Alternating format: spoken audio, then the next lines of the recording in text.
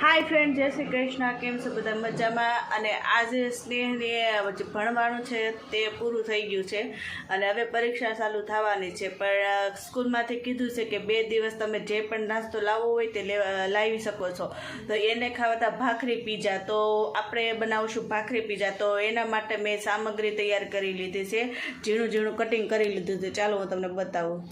જુઓ, આવી રીતના મેં ઝીણું ઝીણું કટિંગ કરી લીધું છે. કોબી છે, ગાજર છે, કેપ્સિકમ છે અને ડુંગળી આવી સ્લાઇડમાં કાપી લીધું છે અને થોડુંક મેં કટિંગ કરી લીધું છે ઉપર ડેકોરેશન કરવા માટે. તો ચાલો હવે આપણે પીઝા બનાવશું. ચાલો, એના માટે પહેલાં આપણે પીઝા ટોપિંગ નાખશું. બધું થોડું થોડુંક અંદર નાખશું.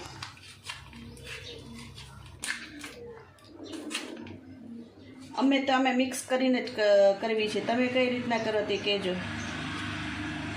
પાસ્તા અને પીઝાનો સોસ તમે જોઈ શકો છો.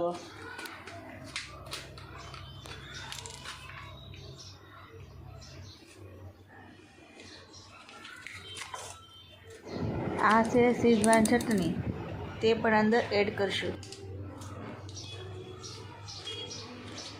અને પછી નાખશું ટમેટા કેચઅપ થોડોક.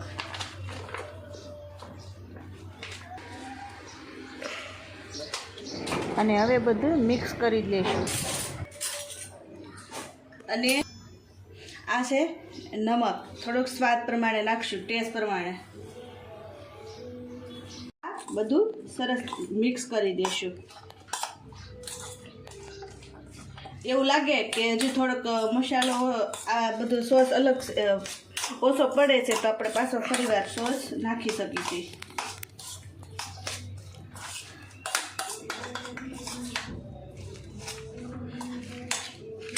આપણે થોડુંક માયોનેઝ વધારે નાખશું એટલે એનો સ્વાદ સરસ આવે. હટાડી દેવા કડી. ઓકા, આ છે ઓરેગાનો. આપણે થોડો ઓરેગાનો નાખશું. ચીલી ફ્લેક્સ પણ નાખી શકાય પણ તે નથી, અત્યારે ખતમ થઈ ગઈ છે અને મને લાવતા ભૂલાઈ ગયો એટલે આપણે થોડુંક એમનું નાખી દઈશું ઓરેગાનો.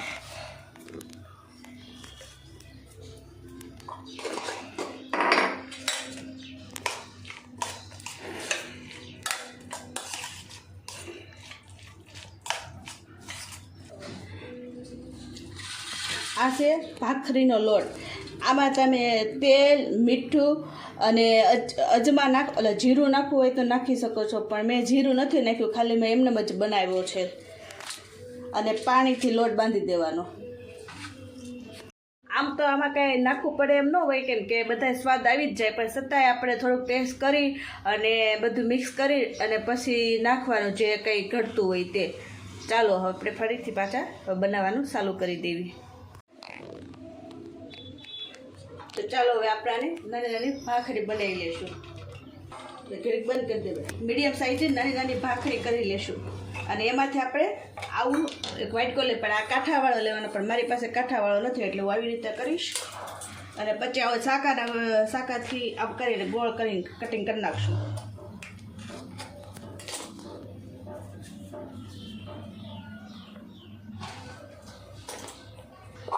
તમે જોઈ શકો છો સરસ મજાની ગોળ થઈ ગઈ છે. જુઓ. પછી હવે આપણે ચક્કા ઉડે અહીંયાથી આમ થોડા એવી રીતના કાણા પાડી દઈશું એટલે ભાખરી ફૂલે નહીં.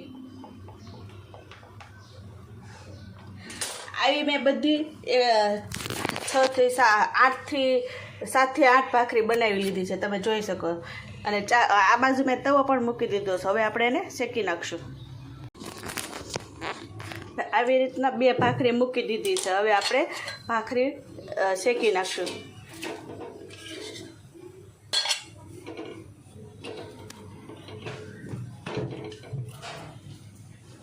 તમે જોઈ શકો છો બધી ભાખરી આપણી શેકાઈને તૈયાર થઈ ગઈ છે. તો ચાલો હવે આપણે પીઝા બનાવી લેવી. પીઝા રેડી કરી દેવી. ચાલો.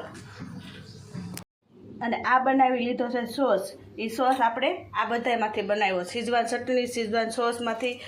અને આ સોસ આપણે મિક્સ કરી અને હવે આપણે ભાખરી પર લગાવશું. આમાં આવી રીતના ભાખરી પર લગાવી દેશું.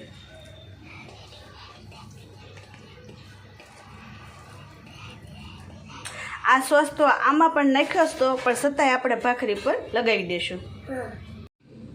અને હવે થોડું ટોપિંગ લેશું. ટોપિંગ આમાં પાથરી દઈશું આવી રીતના બંનેમાં.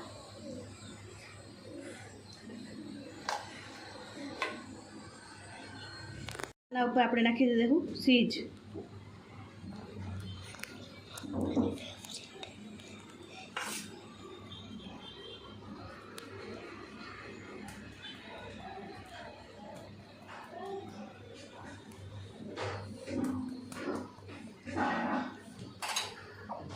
આની ઉપર નાખશું ઓરેગાનો. ચીલી ફ્લેક્સ પણ નાખી શકાય પણ હું નથી નાખતી આમાં.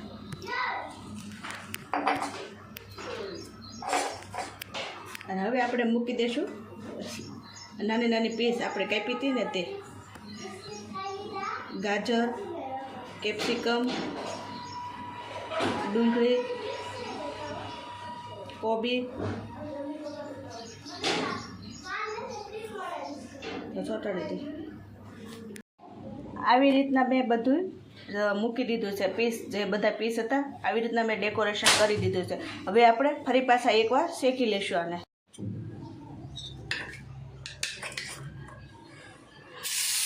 બટર નાખી દીધું છે અને હવે આપણે બીજો પીઝો પણ શેકવા મૂકી દીધું છે અને ફરી પાછું આપણે થોડું બટર મૂકશું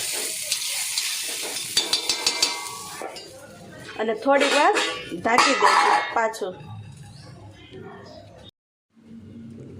તો આપણો પીઝો રેડી થઈ ગયો છે અને કટિંગ કરી લેવી અને પછી સ્નેહને ટેસ્ટ કરવા આપી તે કેવો લાગે છે તે કહેશે.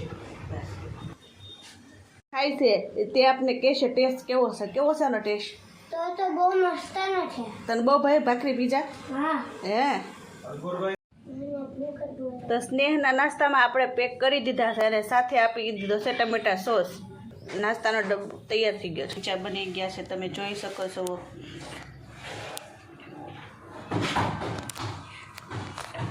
તો તમે જોઈ શકો છો સરસ મજાના પીઝા થઈ ગયા છે. હવે આપણે થોડોક ટ્રાય કરી જોઈએ કેવા બન્યા છે. બહુ સરસ પીઝા બન્યા. તો ફ્રેન્ડ્સ સરસ મજાના પીઝા બન્યા હતા અને ટેસ્ટમાં પણ બહુ સરસ હતા.